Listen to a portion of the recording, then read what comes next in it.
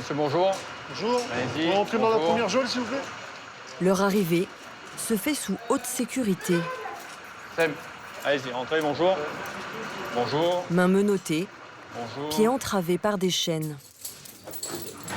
Mettez-vous dos au mur. Ce sont tous des criminels condamnés à plus de 10 ans de prison aux assises. Ils ont déjà effectué la moitié de leur peine et ont demandé une libération conditionnelle.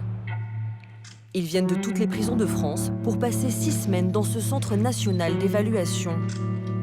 À l'issue, un avis sur leur dangerosité sera rendu pour que les juges décident s'ils doivent rester en prison ou retrouver la liberté. Tenez, passez à côté. Parmi les 26 détenus de cette session, C'est bon. Guillaume, condamné à 13 ans de réclusion pour viol et agression sexuelle sur sa belle-fille. Laissez souple. Il a abusé d'elle de ses 8 ans à ses 14 ans. Impeccable. Tenez. Il y a aussi Balthazar, qui arrive de l'île de la Réunion. Bon, vous êtes seul en cellule, régime porte fermée, régime maison d'arrêt. Il a déjà passé 48 ans en prison pour avoir tué 2 hommes. Ça fait même pas 2 armoires. Toilette, douche.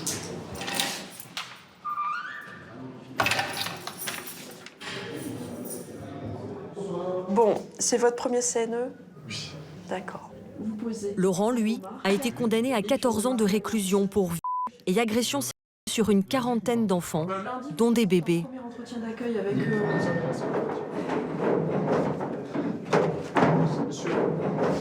Bienvenue à tous. Vous êtes là dans le cadre d'une évaluation de dangerosité. Pendant 6 semaines, ces détenus vont être interrogés par des surveillants, des psychologues, des conseillers pénitentiaires d'insertion et des membres de la direction de la prison. Des référents qui, à l'issue de la session, émettront un avis sur leur risque de récidive. Risque faible, limité ou élevé. Un avis suivi par les juges dans plus de 70% des cas. Vous pouvez mentir. Voilà, on a des gens qui vont mentir. Ok, on va le voir. On va vous laisser faire un petit peu et on vous dira ensuite qu'il faut peut-être arrêter. Vous pouvez continuer. Mais vous aurez une synthèse qui aura servi à rien, puisque dans la synthèse, on va écrire « Monsieur a menti pendant 6 semains ». Donc la synthèse est caduque. Voilà. On n'a pas besoin de... Pour Geneviève Dolata, la directrice adjointe, comme pour le reste de l'équipe, Voilà, allez, bonne continuation, monsieur. l'observation commence dès la première réunion.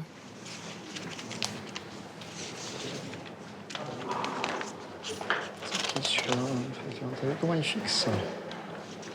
Fixe dans les yeux, je sais pas comment Vous avez déjà des premières impressions?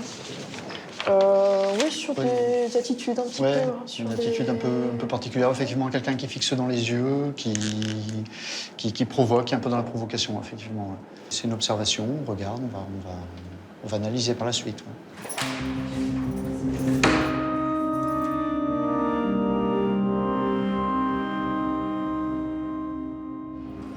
Jusqu'à sa condamnation pour le de sa belle-fille, Guillaume, 43 ans, n'avait jamais connu la prison.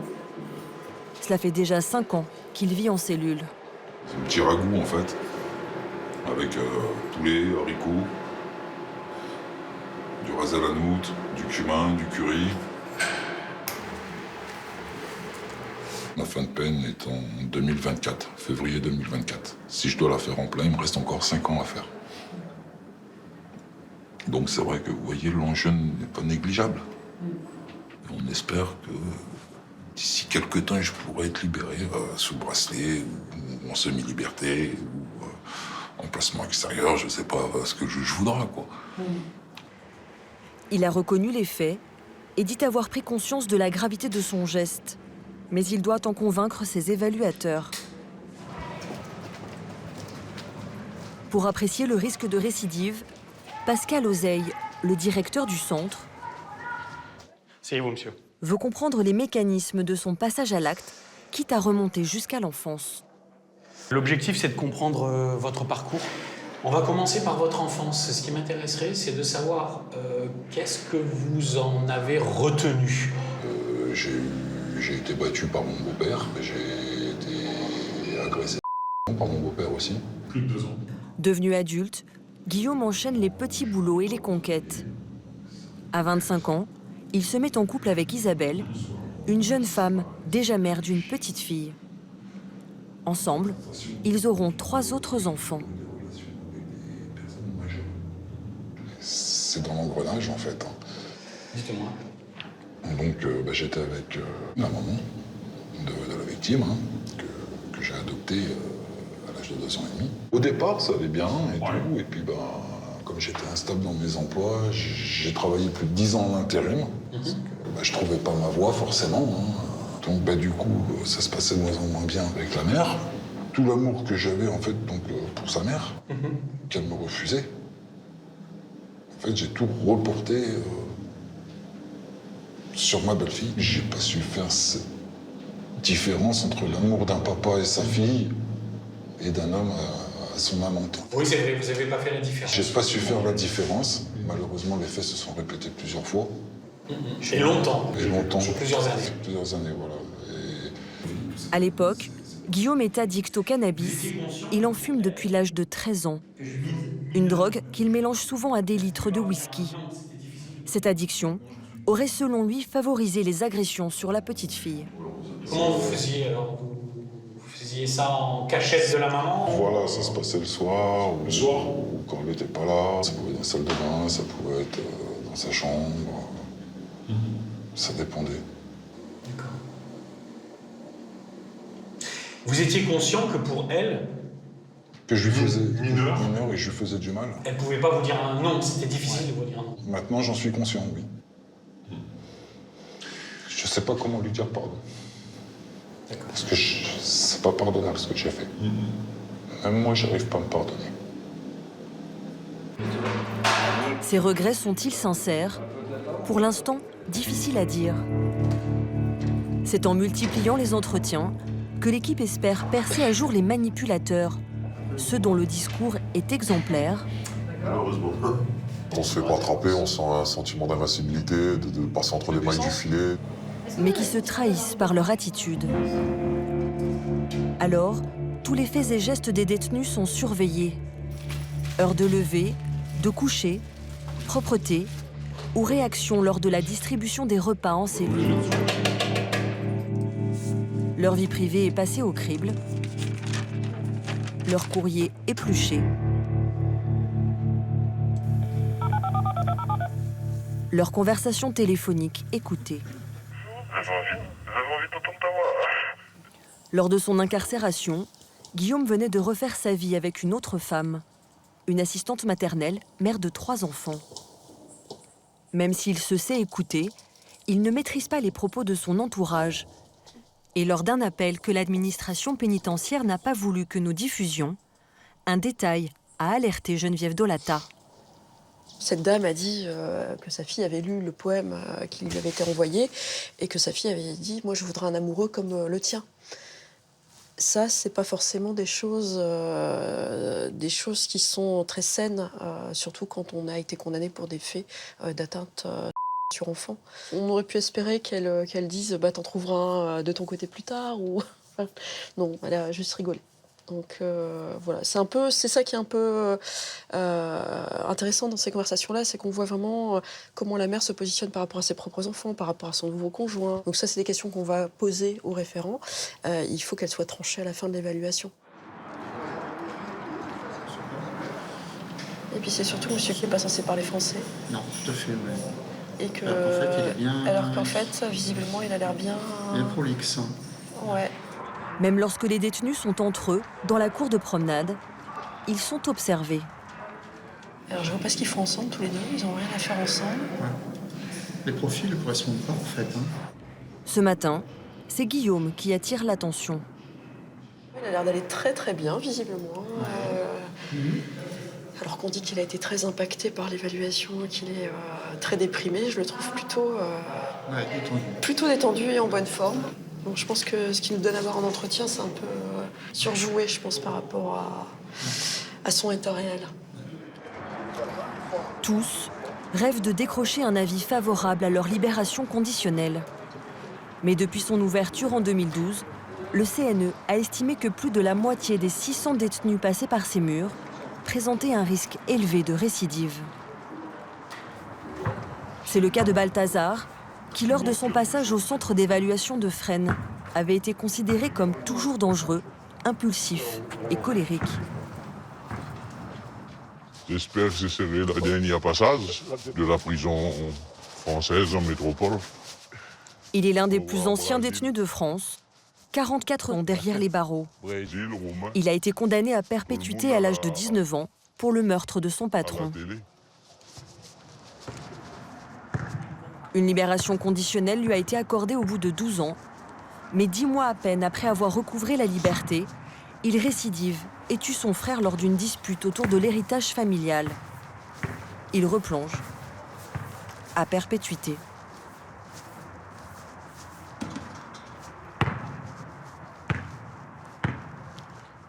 Ça fait quand même 32 ans que je n'ai pas posé le pied dehors. Lorsqu'on est dans une situation telle que moi, la seule chose qu'on peut faire, c'est soit on va à l'infirmerie, on va se gaver de médicaments tous les jours et devenir un légume, soit on fait face, il faut assumer, quoi. Malgré son passé carcéral, Balthazar est parvenu à se construire une vie à l'extérieur. Ça, c'est la famille du côté de ma mère, c'est beaucoup des descendances indiennes. L'an dernier, il s'est même marié avec une femme rencontrée grâce à un ami au parloir. La photo du mariage, c'est à Marie-Claire, que c'est une religieuse que je connais depuis très très longtemps, qui fait le prénom. Avec l'argent de son héritage, Kazougou. il a acheté pour Nicole un restaurant qu'elle dirige en attendant sa libération. La photo de la salle, Mais Balthazar considère que leur nouveau cuisinier n'est pas fiable c'est l'entrée. et semble s'en agacer. C'est ma cinquième FCT. Le genre de situation conflictuelle qui, par le passé, l'a poussé à tuer 2 fois. Voilà, elle s'en occupe ça. Alors, son surveillant référent, Thibaut Place, veut s'assurer que cela ne constitue pas un risque de récidive. Bonjour. On va faire un entretien? Pourquoi? Ce matin, en faisant la censure, j'ai lu tes courriers. Ouais. Donc, vous avez des ennuis avec un cuistot, non? Chez toi? Avec non. Rien de grave? Mais non, mon nouveau cuistot, là. Ouais. Mais non, c'est un mec, il est tranquille. Mais le problème, c'est que là, en ce moment, il a tendance à boire un peu. Il boit? Ouais. Un peu dans l'alcool. D'accord. Et le travail, ça se ressent sur le travail? Autrement, c'est un bon travailleur, lui, là. D'accord, donc ouais. Donc, Rien de grave, ça va, y a pas... non, de mon côté, rien de grave, il n'y a pas d'embrouille. Balthazar doit subir la pression des entretiens quotidiens.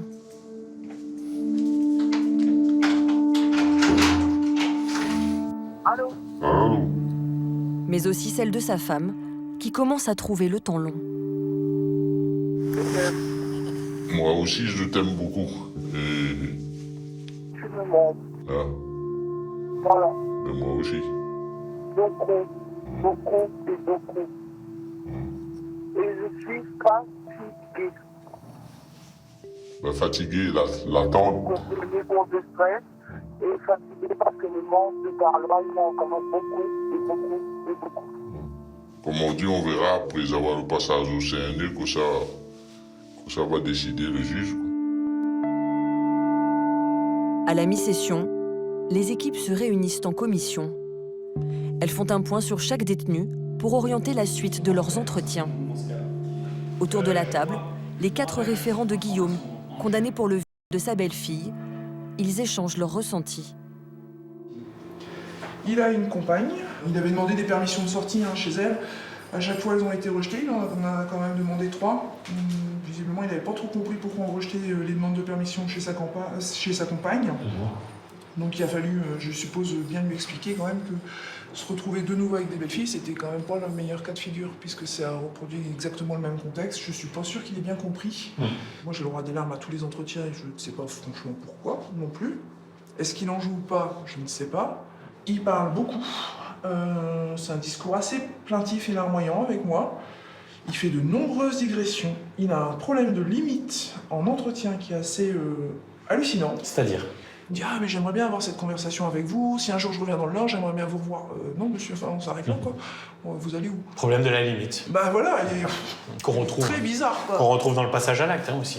Ah oui, sacrément, On sacrément. est d'accord. Donc c'est vrai que peut-être aussi voir où il en a, enfin quelle a été son éducation sexuelle, s'il y en a eu une d'ailleurs aussi. Et là, on n'a pas encore tous les tenants et les aboutissants pour essayer de comprendre son fonctionnement. Il est persuadé d'avoir sa libération conditionnelle. Ça, Ah, il est persuadé. Convaincu. Ah oui. Entendu. Attendez. Allez-y. Vas-y, mettez-vous sur le côté, là-bas. Les lunettes, s'il vous plaît. Non, non, les lunettes. Chaussures. Allez-y. Parmi les 26 détenus, un est sûr de sortir, même si le CNE considère qu'il y a un risque élevé de récidive. Dans 6 mois, Laurent, condamné pour pédophilie sur une quarantaine d'enfants, aura purgé la totalité de sa peine.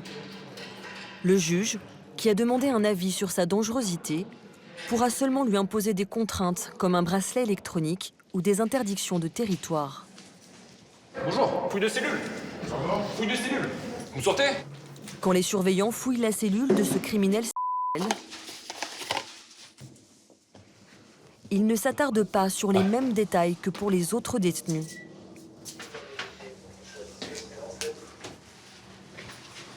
C'est quelle chaîne? BFM. On essaie de voir qu'est-ce qu'il regarde à la télé. Ça peut jouer. Ça peut jouer. Bah, une affaire de mœurs, comme le détenu. C'est une affaire de mœurs. Il s'amuse à regarder des émissions avec des enfants. Enfin, ça va forcément nous tirer la sonnette d'alarme. On fait attention. On fait attention. Lors de son arrestation, les enquêteurs ont découvert plus de 350 000 photos et 6 000 vidéos sur son ordinateur, parfois celles de ses propres victimes. Il était informaticien et échangeait ses contenus sur Internet.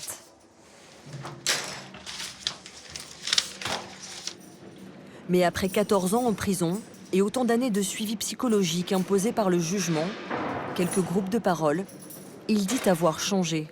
Je sais que pour moi, je vais très bien, je suis équilibré, j'ai pris beaucoup d'assurance aujourd'hui. Je suis en paix avec moi-même. Bon, j'ai toujours ce poids de la culpabilité, ça c'est obligé, je vivrai toute ma vie avec ça. Mais justement, c'est ça aussi qui me permet de tenir, de me dire « ouais, mais stop, faut arrêter là ».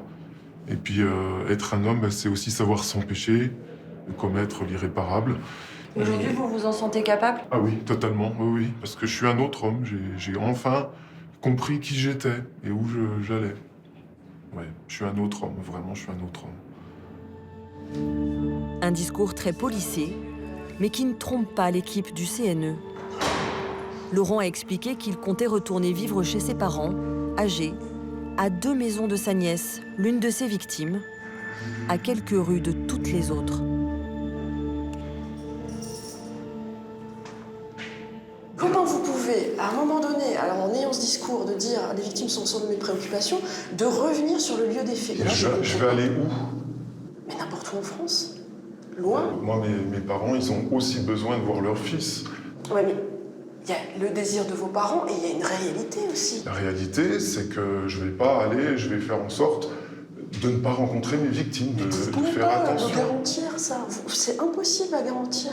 Voilà. Et c'est quoi la priorité aujourd'hui? La priorité, c'est les victimes. Je sais que c'est rembourser les victimes. Non, c'est pas rembourser les victimes, c'est éviter tout nouveau traumatisme victime. Tout à fait, tout à fait. Et en fait, votre choix, là, il est totalement incohérent par rapport à votre discours.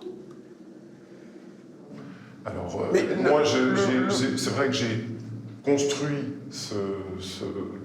cette sortie avec mes parents. Vos parents étaient là au moment des premiers faits, enfin vous viviez chez eux, ils n'ont rien empêché du tout.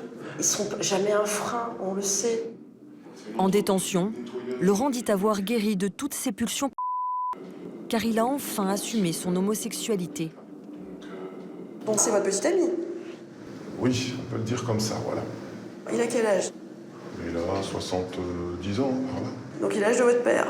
Oui. Oui. Je sais, tout à fait. Je me suis épanoui parce que j'ai découvert vraisemblablement mon homosexualité. Ce qui m'embête un petit peu dans votre dossier, monsieur, c'est que vous êtes incarcéré depuis 14 ans, c'est ça? Oui. On arrive en fin de peine. Oui.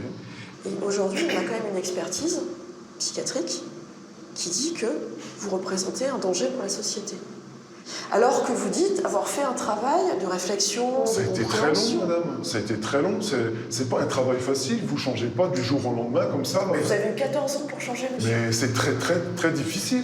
Le psychiatre dit que vous avez encore une attirance. C'est ce que je lui avais dit, qu'il pouvait rester des attirances. Mais si j'ai un fantasme, par exemple, un enfant, je sais que c'est pas ça qui va me permettre de repasser à l'acte. Comment vous allez gérer ça, dites-moi? Mais parce que je sais gérer, je sais me faire... Mais comment vous allez Parce que je me fais violence par rapport à ça. Dites-moi, comment vous faites? Ces pulsions, on va dire ça, parce que... Eh bien, je les ai redirigées vers des hommes, en partie, par rapport à la société. Ouais. J'avais honte d'être homosexuel. À un moment donné, monsieur, tous les homosexuels contrariés ne sont pas... Mais bien entendu, mais je l'entends bien. Dans votre discours, c'est un peu le raccourci que vous faites. Ah non, c'est pas un raccourci. Bah, si. Après 1 heure d'entretien musclé, Geneviève Dolata décide de recouper le discours de Laurent avec celui qu'il tient à la psychologue et à la conseillère pénitentiaire d'insertion. Ouais, la bibliothèque, ouais. On va tenter la bibliothèque. Ça va? Il est usant, l'entretien. Usant. J'ai fait qu'1 heure, là, mais... On a fait 3 heures hier, c'était... Ouais. On a parlé aussi de son petit ami officiel, mais il compte plus avoir de contact avec lui à l'extérieur. Ça, je sais pas si vous êtes au courant. Ah bah hier, c'était encore son petit ami. Oh. D'accord. Ouais. Ok. Bon, du coup, c'est pas clair non plus. Il n'y a rien qui est clair, ouais. En janvier 2017, il avait encore des pulsions. Mais en 1 an, tout s'est éteint. Pour autant, hier, il nous a dit qu'il y avait encore des pulsions. Ouais. Donc il ment aussi là-dessus. Ce qui fait aussi qu'il est inquiétant, parce que c'est quelqu'un qui a des ressources intellectuelles indéniables, mais il les saisit pour renforcer son mode opératoire, quoi. C'est... Il est extrêmement inquiétant. Cela fait bientôt 6 semaines que les détenus sont évalués. C'est le moment pour la commission de rendre son avis. Elle commence par évoquer le cas de Guillaume, qui a abusé de sa belle-fille pendant 6 ans. Pas le temps de parler, de travailler. Bon, vous en pensez quoi, lui, de ce qu'il a fait, de ce qu'il en dit, de ses capacités actuelles, de ses fragilités? Il n'a pas encore assez travaillé sur lui-même. Ouais. Il est conscient de certaines choses, mais je pense qu'il y a encore pas mal de travail à faire. Donc ce serait pour moi encore un peu prématuré de le voir sortir. Mais c'est quelqu'un qui est extrêmement fragile, vulnérable. Il faut un suivi psychologique, psychiatrique et addicto à la sortie, ça c'est clair. Okay. Bon, après, la situation n'est pas si dramatique que non. ça. C'est même plutôt rassurant. Pourquoi pas un projet de sortie chez sa mère, ouais, effectivement. Ça tient la route. Après. De toute façon, il faudra encore un petit peu de temps, parce que le temps de remonter, retrouver le travail, enfin, on n'est pas sorti dans les 6 mois, là, on sera sur une sortie d'ici 18 mois, pas avant. Malgré les réticences de certains référents, Guillaume ne présente pas de système de prédation. Alors la commission retient un risque faible de récidive. Pour Laurent, le pédophile qui sort dans 6 mois, la commission va tout faire pour empêcher un nouveau passage à l'acte. Il y a des couples, en fait, il faut le sortir de sa zone de confort, quoi. Parce que là, clairement, il y retourne et bien comme il faut, quoi. Et conforté par papa-maman, en plus. Donc, autant dire que la toute-puissance, elle sera de nouveau là. Bon, on va partir de toute façon sur la surveillance judiciaire, on va conforter le magistrat là-dessus. Interdiction de rencontrer les victimes. Ce serait bien qu'il soit interdit du département, très clairement. Ce serait bien qu'effectivement, on puisse avoir une vigilance particulière à ses connexions Internet. Et même éventuellement l'entrée en contact avec les mineurs, puisque ouais, ça on va rajouter quand on le questionne encore sur... il le dit que son activité professionnelle était uniquement à des fins sexuelles. Et quand on questionne sur le fait qu'il ait voulu passer le BAFA, voulu être éducateur, pareil, il le dit, c'était pour faire plus de victimes. Il sort fin août. Oui. Donc, fera ce qu'on peut. Toutes les mesures possibles. On fera tout ce qu'on peut. Après le reste, il y a des mesures de contrôle qui existent.